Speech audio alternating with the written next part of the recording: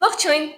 Մենք համարյա 76 դպրոցի սաներն ենք եւ ունենք ձեզ համար միայն մեկ հարց։ Գիտեք ով է ստեղծել մագնիսառեզոնանսային տոմոգրաֆիայի հակիրճ MRT-ի սարքը։ Վստահ ենք, որ շատերը լսել են, թե հայ է եղել, բայց կհիշեք արդյոք նրա անունը։ Այդ մարդը Ռեյմոն Դամադյանն էր, մարդ, ով հավատացել է եւ մարդ, ում գործերը չեն ընդունել հենց հավատքի պատճառով։ Եկեք ծանոթանանք հանճարի հետ ավելի մոտիկից։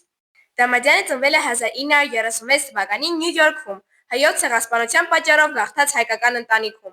Մանկությունից նա շատ էր հետաքրքրվում գիտությամբ ու երաժշտությամբ, ջութակ էր նվագում եւ նույնիսկ մտածում էր երաժիշտ դառնալու մասին, սակայն հետո ընտրեց բժշկությունը։ Ռեյմոն Դամադյանի բժշկություն ընտրելու որոշումը շատ անձնական էր եւ կապված էր միաժամանակ թե նրա մանկության փորձությունների, թե ընտանիքի արժեքների, թե իր ներքին զգացողության հետ։ Դեռ փոքր հասակում նա շատ էր տեսնում, թե ինչպես են մարդիկ հիվանդանում ու տառապում, եւ նրանց օգնելու մեթոդները խիստ սահմանափակ էին։ Դա շատ էր հուզում Ռայմոնդին։ Ամեն անգամ հարցնում էր ինքն իրեն. ինչպես է կարելի ավելի լավ հասկանալ մարդու մարմինը, որպեսզի կարողանար բուժել։ Նա հմտացել էր ֆիզիկայի եւ կենսաքիմիայի մեջ, որովհետեւ շատ էր սիրում ուսումնասիրել, թե ինչպես է ամենը աշխատում ներսից։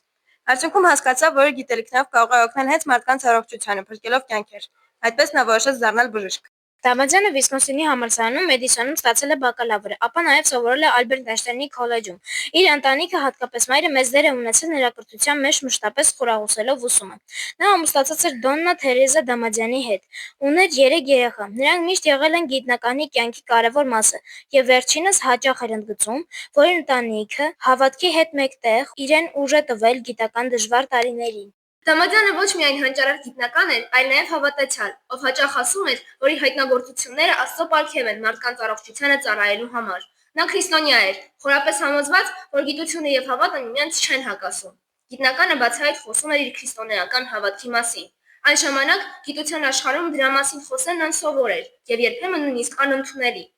Այդ իսկ պատճառով, երբ Ռեյմոնդը 1970-ականներին հայտնագործեց մագնիսառեզոնանսային տոմոգրաֆիայի հիմքերը, ապացուցելով, որ տարբեր հյուսվածքներ տարբեր ազդանշաններ են տալիս մագնիսական դաշտում, գիտական համայնքի մեծ մասը շատ թերահավատ վերաբերվեց այդ գործին։ Բազում հետազոտողներ եւ կազմակերպություններ չընդունեցին նրա աշխատանքը որպես ճիշտ գիտական։ Նոբելյան մրցանակը MRT տեխնոլոգիայի զարգացման համար 2003 թվականին տրվեց այլ գիտնականներին։ Մենք համարում ենք, որ Դամադյանը չընդունեց մասամբ իր հավատքի եւ համառության պատճառով։ Նա չէր համապատասխանում գիտնականի ստանդարտ կերպարին։ Նա մահացել է 2022 թվականին 86 տարեկան հասակում, թողնելով ինչպես գիտական, այնպես էլ մարդկային մեծ ժառանգություն։ Սակայն Դամադյանի գյուտը երբեք չի մահանա եւ կշարունակի զարգանալ ու փրկել մարդկային կյանքեր։ Եկեք իմանանք եւ հիշենք մեր մեծերին։